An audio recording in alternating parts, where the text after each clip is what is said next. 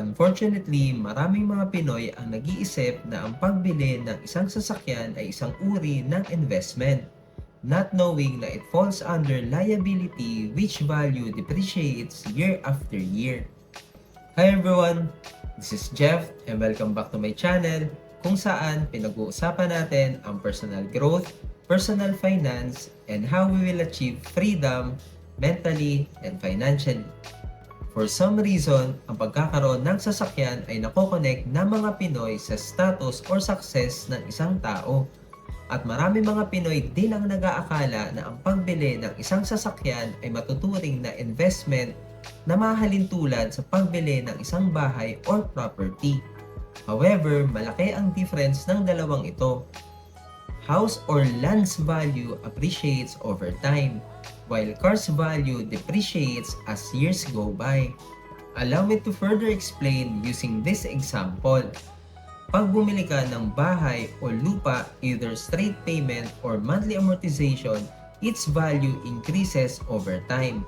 Whereas, pag bumili ka ng isang sasakyan, its value decreases as years go by. For example, bumili ka ng isang bahay year 2010 sa halagang 1 million pesos. After 10 years or 2020, malaki ang possibility na ang value nito ay mas mataas na, which means you can sell it for more than 1 million pesos. So essentially, kumita ka. On the other hand, kapag bumili ka ng isang sasakyan with the same amount na straight cash payment, meaning 1 million pesos in 2010, then definitely in 2020, mas mababa na ang value nito dahil sa wear and tear, not to mention na mas bumaba pa ang value nito kung mas mataas ang mileage. Also, based on studies, bumababa ang value ng isang sasakyan ng around 10% the moment na ilabas mo ito ng kasa or car dealership.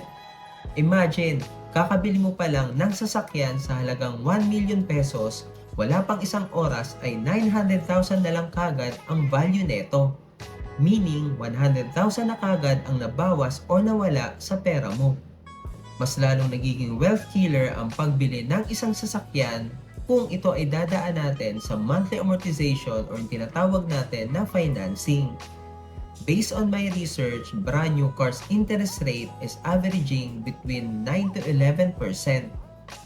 To further elaborate, let's use Honda City 2023 as an example. Honda City 2023's SRP as of shooting this video is 998,000 pesos. And assuming na tayo ay magda-down payment na 20% which is 199,600 pesos at ang monthly amortization natin ay 18,448 pesos in 5 years. So if you are going to get yung total ng amortization natin in 5 years, that would be 1,106,902 pesos plus yung down payment natin na 199,600 pesos. So ang magiging true cost ng sasakyan natin ay 1,306,502 pesos.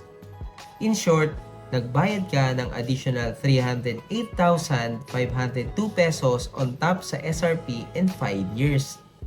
Hindi pa kasama dito ang other fees such as insurance, transfer fees at iba pang bayarin tulad ng pagpaparehistro, maintenance at gas.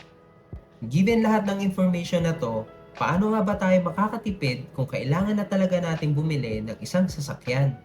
Based on my research, ang value ng isang sasakyan ay mabilis na bumababa or nagde-depreciate sa first 3 to 4 years neto. Meaning, mas ideal na bumili ng isang used car na 3 to 4 years old with 20,000 to 30,000 kilometers mileage kasi it means na yung large amount ng depreciation ay nangyari na during those years. Allow me to further elaborate using the same car model na 4 years old which is Honda City 2019. Based sa market value, ito ay nagkakahalaga na lamang ng 550 to 650,000 pesos with 25 to 50,000 kilometers na mileage. And assuming na gusto mo kagad ipa-maintain ang sasakyan pagbili mo, ikaw ay gagastos ng around 50,000 pesos for maintenance. So in total, ikaw ay maglalabas lamang ng 600 to 700,000 pesos kumpara sa pagbili ng brand new car na mahigit 1 million pesos, which is bound to lose its value as years go by. Kung wala naman tayong budget para makabili ng isang second-hand na sasakyan using straight payment or cash, pwede pa din natin i-consider ang financing. Pero, ideally, dapat natin i-apply ang tinatawag na 20-4-10 rule. Ano nga ba ang 20-4-10 rule? Allow me to explain. 20 ay yung 20% na down payment ng total SRP ng sasakyan. 4 ay yung loan year o yung number of years na babayaran natin yung sasakyan.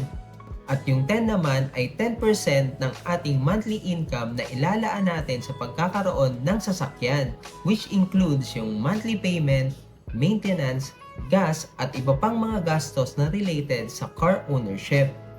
This also means na hindi talaga dapat lalagpas sa 10% ng monthly income natin ang magiging total cost sa pagkakaroon ng isang sasakyan. This rule will ensure na yung pagbili ng isang sasakyan ay hindi lalagpas sa capabilities natin in terms of budget.